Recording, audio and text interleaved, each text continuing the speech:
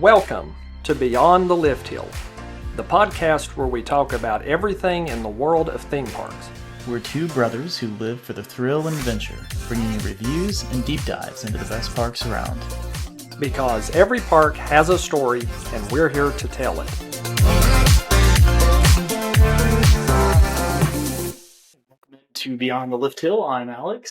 And I'm Adam with Adam's Adventures 365. You can find me on Facebook, YouTube, and Instagram.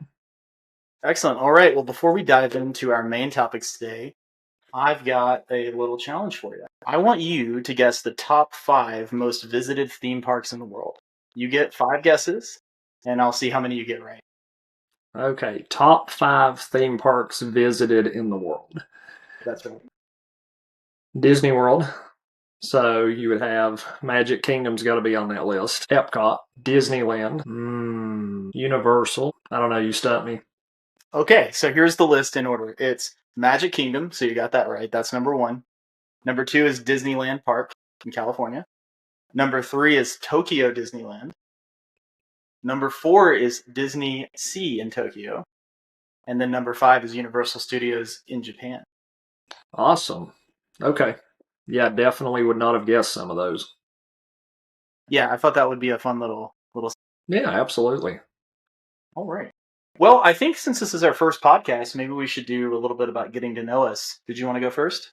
Sure, absolutely. Yeah, so just a little bit about myself. So as we had said, I'm Adam. I live in East Tennessee. Dollywood is my home theme park. Haven't really been into theme parks that long. I guess it would start back in 2019. Me and my wife got married that year, went to Disney World for our honeymoon. Loved it there, came back. Wanted to go back soon, but then of course COVID happened, so nobody was doing anything there for a while. We went back to Disney World in 2023. Actually, me and Alex took our families there. Had a blast, came back, was totally hooked on theme parks, and decided to buy a season pass at Dollywood. Went there, absolutely loved it, and fast forward to now, and I think I speak for Alex when I would say we're both theme park enthusiasts and just can't get enough of the theme parks. And so that's kind of led us to a passion to get into vlogging and doing a podcast. Yeah, absolutely. And I have a similar starting point, at least. I know that trip that we took to Disney certainly kicked off an interest for me. And then similar, when I came back, we went to a theme park called Holiday World for the first time and loved it so much that we got season passes there as well. And I think the coaster that really got me hooked was the Voyage, riding that at Holiday World. After riding that, I started to just get more and more brave, I guess you could say, in terms of riding other coasters, eventually leading to being able to do some of the ones at Dollywood that you love, Adam. Yeah, absolutely. So here we are. Here we are. All right. And speaking of season passes, I know you've obviously got a season pass to Dollywood. Did you want to talk a little bit about what's coming up at Dollywood this year? Sure. Yeah, absolutely. So this is Dollywood's 40th season coming up. This year I purchased a Diamond Pass. That is the highest tier of passes that you can purchase there. Pass holder day is on March the 14th. That'll be open to Diamond, Gold pass holders. You can also use your Bring a Friend tickets if you want to bring a friend to the park that day. Also, if you're staying at either of the Dollywood resorts, then you can attend pass holder day as well. So even if you're not a pass holder, you can still go to the pass holder days if you know someone and they have a Bring a Friend? That makes sense, right? Well, I just know the parks around here, none of them, you can't go unless you actually have a pass. So I've had to buy passes for my wife and kids to be able to go. But that would have been awesome if I could just use my Bring a Friend, because we upgraded to the highest tier pass at Holiday World just so they could go to the preview day for that tier. And if the Bring a Friends would have worked, that would have been awesome.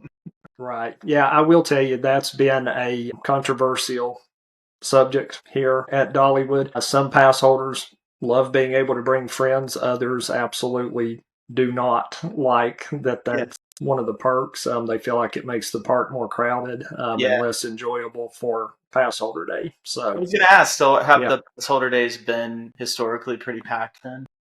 So last year was the first year I had attended the pass holder day. It was very crowded. I would not say that you couldn't enjoy it. I think you just kind of have to go into it with the expectation that you're not going to go and probably ride every ride. I think with Pass Holder Day, it's really more about just getting back in the park, seeing what's new. They have media events, they have a parade that usually Dolly herself attends. Just depends on the weather and other things going on, but usually she's there each year for that. So I think you just have to go expecting that it may not be a normal day. So you can enjoy it. It's just you have to find a different way to enjoy those days. Gotcha. Yeah, I guess it's like Mama always used to say, pass holder preview days are for vibes, not for rides. There you go. Excellent. All right. Well, sorry to get you off track there. Getting us back to Dollywood season here. What are some of your most anticipated rides this season? Yeah, no worries at all. So I think for this season might be a little bit of a shock to those that do go to Dollywood quite a bit. Blazing Fury, as fans of Dollywood would know, that ride was down toward the end of last season. The rumor is that they've maybe done some retracking, maybe updated some of the animatronics, maybe some of the other scenery within the ride. So just kind of looking forward to getting back in there and checking that one out. And then also Big Bear Mountain, kind of the same thing as far as the ride being down toward the end of last year. Obviously, it's a much newer ride. I think the issue last year was they had a part for one of the trains on back order and it just didn't reach them as fast as they thought it would. So I believe they got the ride open with about a week or so to go in the season, but I don't think I've been on that ride since maybe early November, maybe Mhm. sometime in October. So, yeah, looking forward to getting back on that as well. And then, of course, Lightning Rod, just because it's just an amazing coaster. Yeah. So, yeah, that's kind of the anticipated rides for me. Excellent. And I think you mentioned this already, but it's the 40th celebration at Dollywood this year. What all are they going to be doing in the parks for that? As I had mentioned earlier, this year is the 40th anniversary. They have a lot of new things this year, specifically for the 40th. They're doing a new opening ceremony every day at the park. Really don't have any details about that, so really don't know what to expect, but I'm sure whatever they do, it'll be great.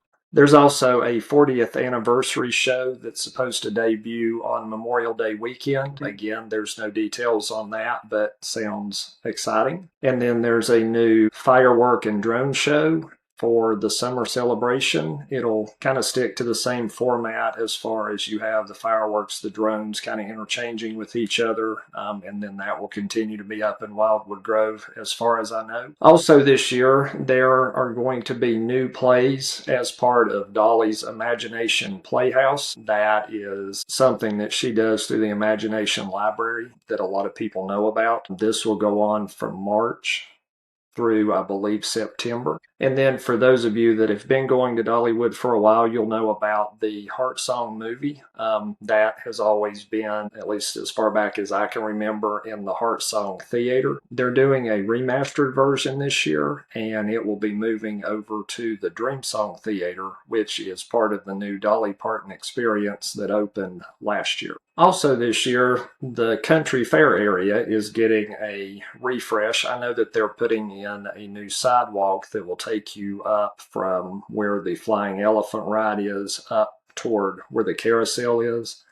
And then, speaking of the Country Fair area, they're going to be doing some new things there as part of their fall festival and then also for Smoky Mountain Christmas. So for the Harvest Festival, they will have the candy corn country, and then as part of Smoky Mountain Christmas, they will have the Peppermint Valley. Again, I've only been going to Dollywood a few years, but from everything I understand, they used to do the Peppermint Valley years back. I believe it's like red and white Christmas lights.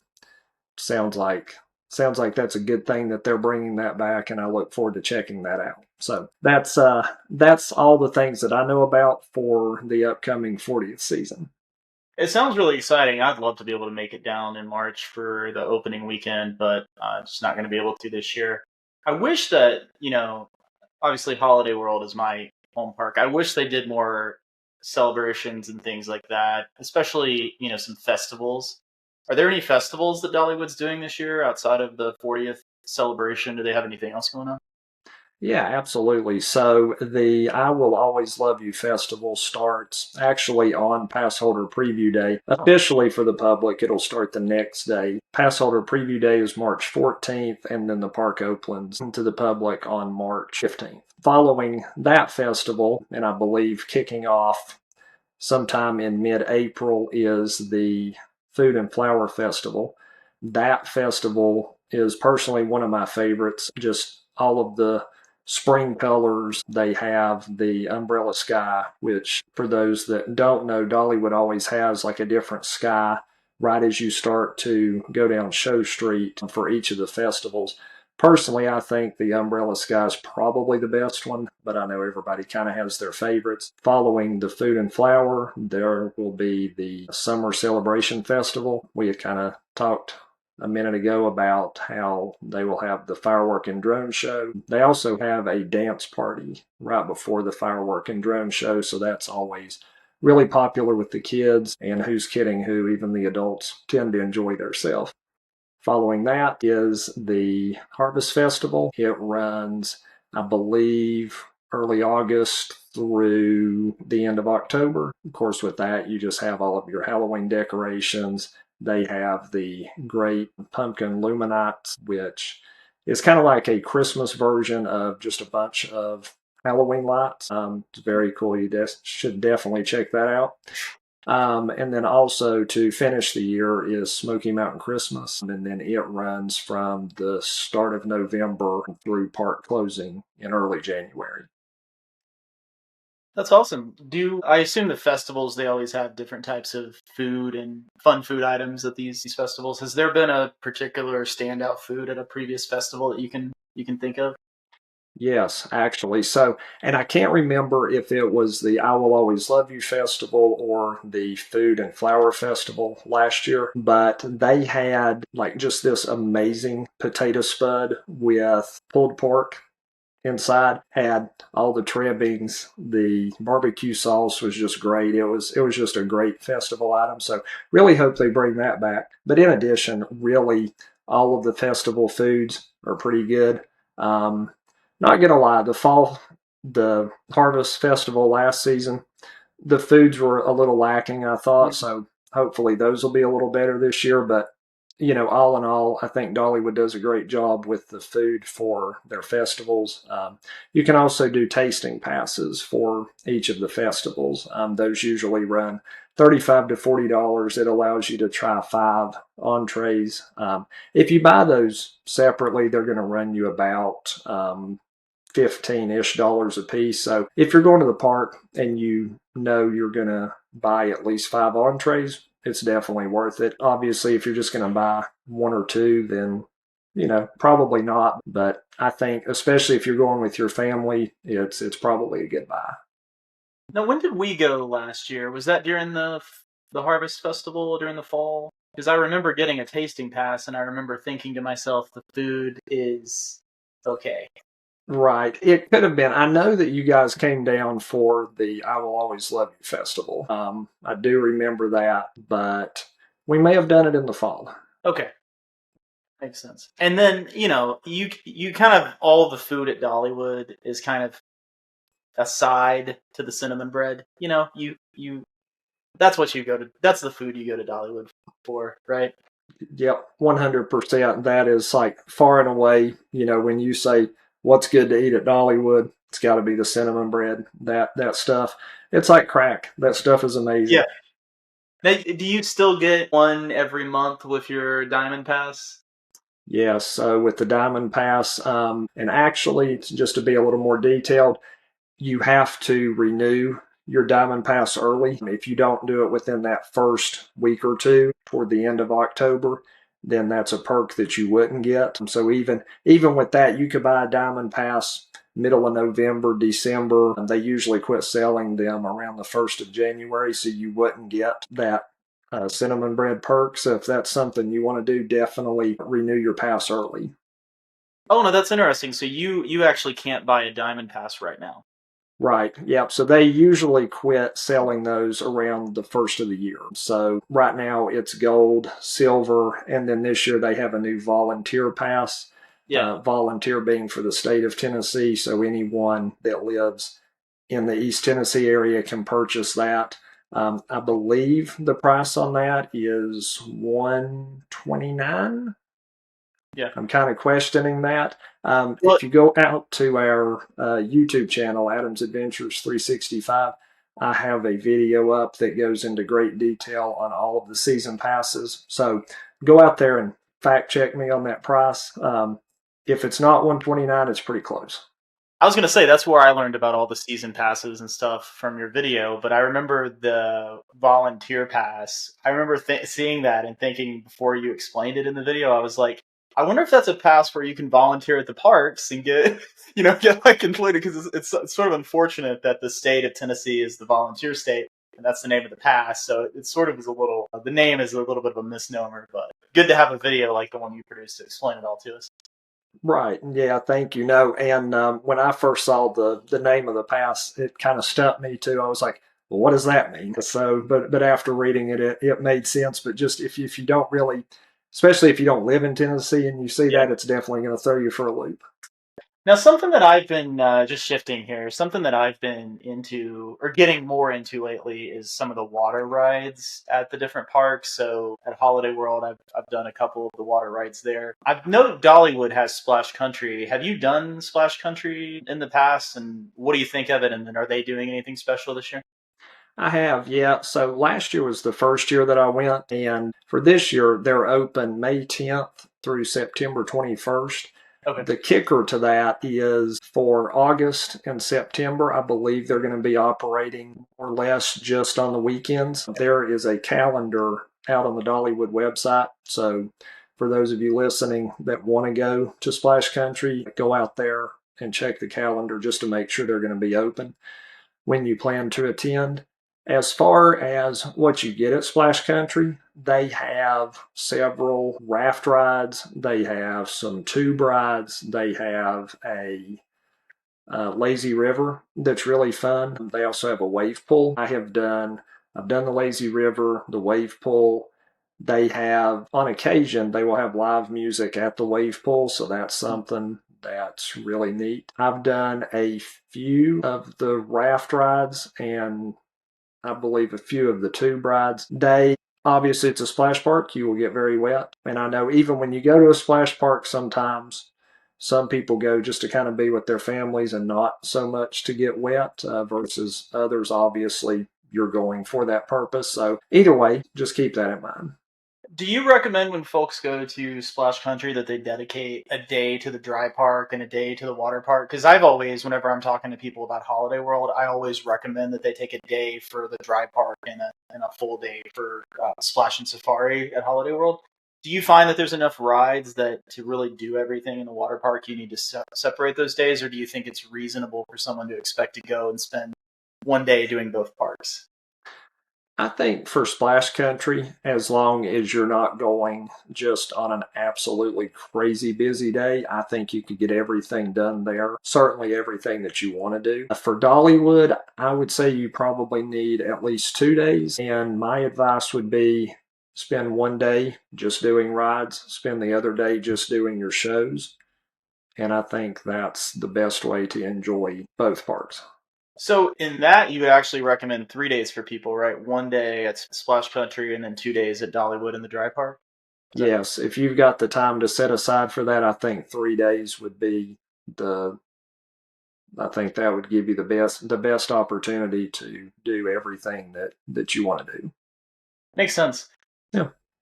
I know Holiday World has some fun stuff going on in the summer. Like they have. I know you mentioned drone shows and fireworks and stuff like that. What does Dollywood have for the summer specifically? Gotcha. So, yeah, again, they have the drone and fireworks show that closes the park each night. They also have the what they call the Sweet Summer Nights dance party. That's great with kids. That's great with adults. Everybody really seems to enjoy their time there. Got the music going, got the lights going. It's just a really good vibe throughout the park. And then also they have a lot of good shows through the summer. Also in the summer they have the Gazillion Bubble Show. They've had that in the past. I can't remember. I think maybe last year it wasn't there, or it could have been there, and I'm just not remembering it. But I have seen it in years past, and it's really cool in the past. And I don't know if it's been confirmed that it's coming back this year. But they have a foam zone for the kids. If your kids want to do this, and this is something you're okay letting them do, just make sure to take a change of clothes. You'll probably need it. Makes sense, and I would also recommend that they keep their mouths closed when they're playing in the foam. Personal experience, my kids played in the foam and they started to ingest the foam and it got a little hairy. So I would have a conversation with your kids before just Yes. sending them off to the foam. Yes, I remember that well. Yes. Well, that sounds great. It sounds like a fun year at Dollywood. Yeah, Anything? absolutely. Looking forward to it. Can't wait for it to get here. Okay, so switching gears, Alex. So we've covered Dollywood. Now let's cover Holiday World. Now, this would be your home park. Tell us a little bit about Holiday World and how far of a drive it would be for you. Yeah, Holiday World is in a really cute city called Santa Claus, Indiana. It's I think the history behind that was that they wanted to name it Santa Clara or something like that, and it was already taken. And so they were like, "Oh, let's get another name, Santa Claus, I guess." And then it started out. The theme park started out as just like Santa Claus Land or Santa Claus World, something like that. So I'm sure our listeners will check me on that. It's something like that. It was basically just a Christmas related park, and then over the years, it's kind of morphed into more of a park that's celebrating different kinds of holidays. So they have four different sections. They have like a Christmas section, Halloween, Thanksgiving, and then Fourth of July are the four sections that they have. And yeah, it's really a fun time. It takes us about 2.5 hours, 2 hours 45 minutes to get there. So it is a little bit of a drive, but well worth it. Okay, yeah, not horrible compared to some of the other parks. You may drive 5, 6 hours, so that's not horrible. As far as the rides at Holiday World, what are you most anticipating and looking forward to getting back on this year? Yeah, it has to be Voyage. Voyage shirt. Voyage right there. That's my favorite coaster. It's the one that really, as I mentioned earlier in the episode, got me hooked on roller coasters. Arguably the best wooden coaster in the world. People say that Agreed. all the time. And it's not that it's the longest, it's not that it's the highest, it's just the layout and the unique scenery, the tunnels, the pacing, all of that stuff makes Voyage just an unforgettable ride. Beyond that, though, they have two other really, really good wooden coasters in the Legend and the Raven. Looking forward to riding both of those again. And then they have a couple of other rides. So Thunderbird is similar to Wild Eagle, and then they have a new family coaster called Good Gravy. That the theming on that ride is just off the charts. I mean, you basically walk into like your grandma's house, right? And you have all the different rooms. And then you get in a gravy boat and you go through a can of cranberry sauce. It's the theming. You go buy a whisk.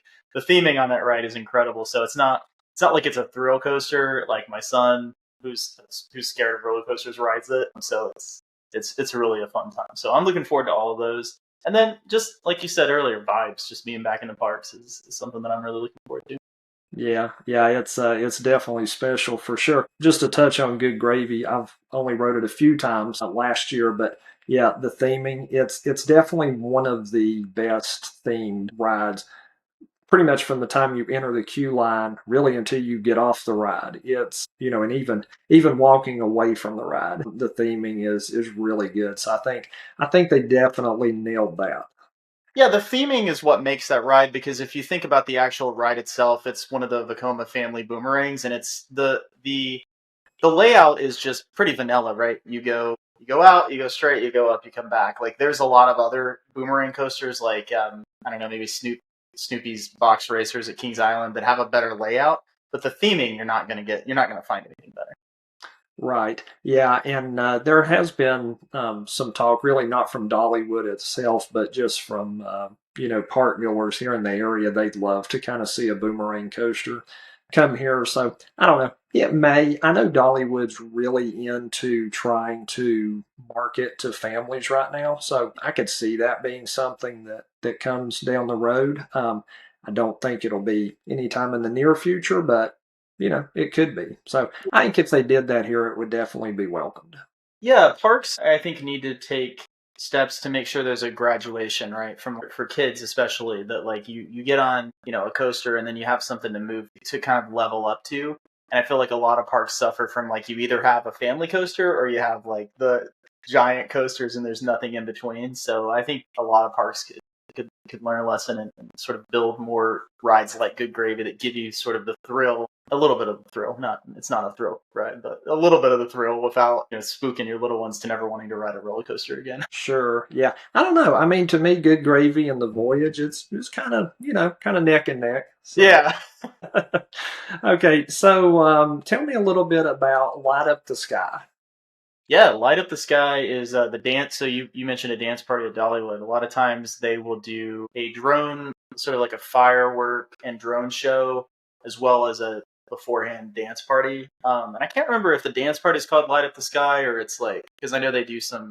I think it's all combined, right? It's like there's a dance party and a drone and fireworks show that they do. But they have it over there by Thunderbird in that Thanksgiving area, and it's a really fun time. Like the kids get into the dancing. They have usually some dancers out there. They have a DJ.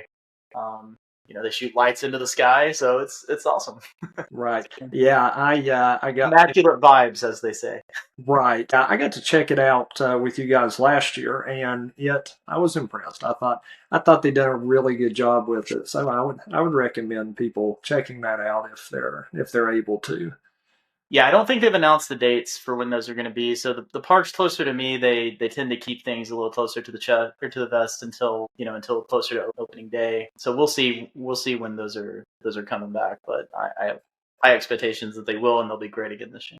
Yeah, absolutely. Well, I know you're looking forward to Holiday World getting opened up. So you're going to Kings Island this year for the first time as well?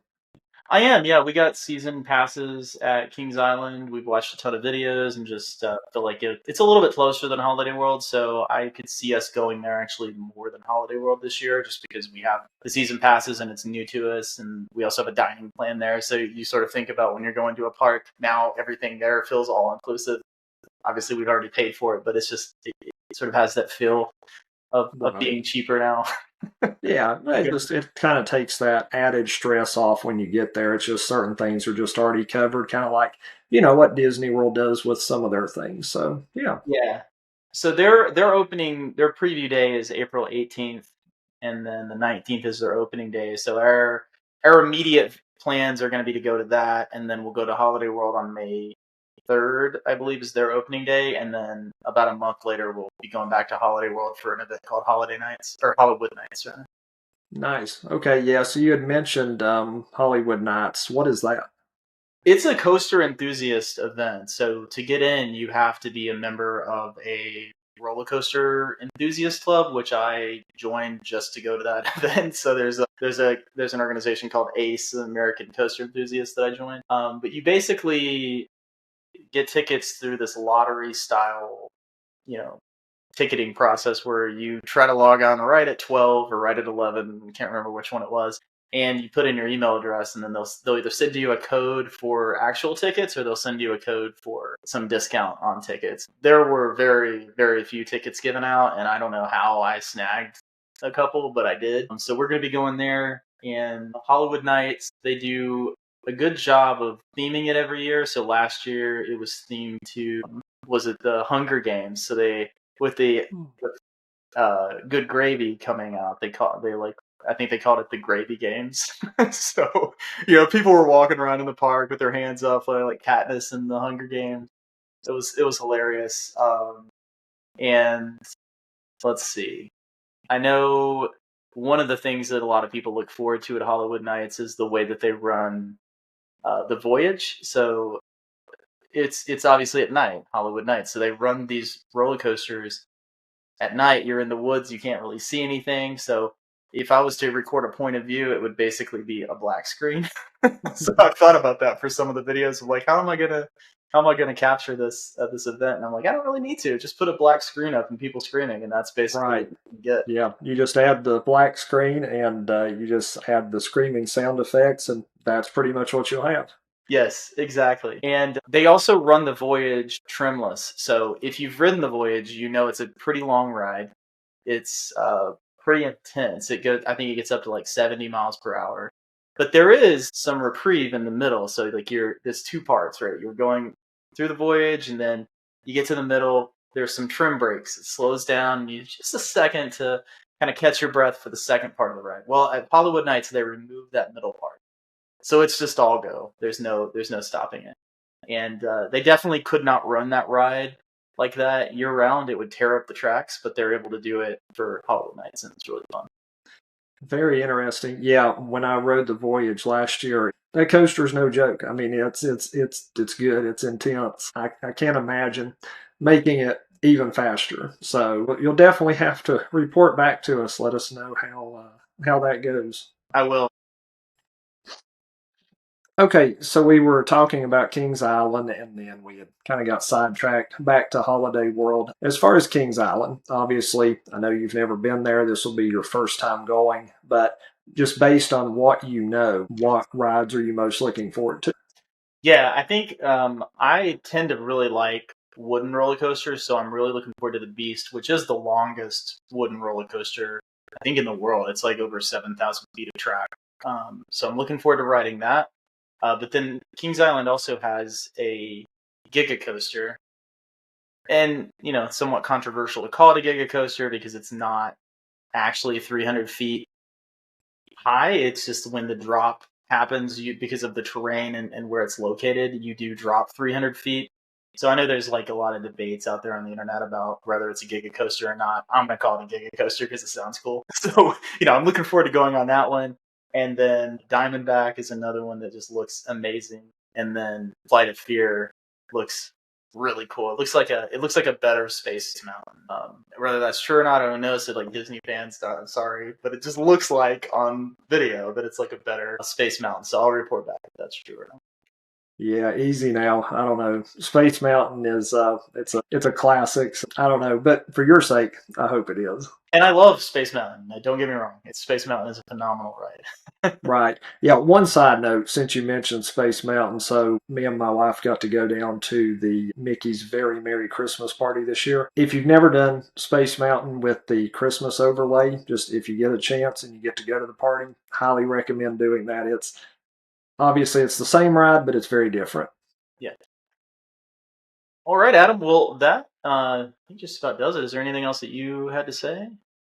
Yeah, no, I think we've pretty much covered everything. Obviously, for our listeners, if you have any questions, leave us a comment. If you're watching on YouTube, if you're on Spotify, I'll be honest, I don't really know what you do on Spotify. If there's an option to leave a comment, leave it. We'll try to see that and get back to you.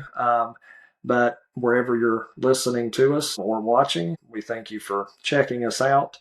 We hope you have a blessed day, and we will see you on the next podcast.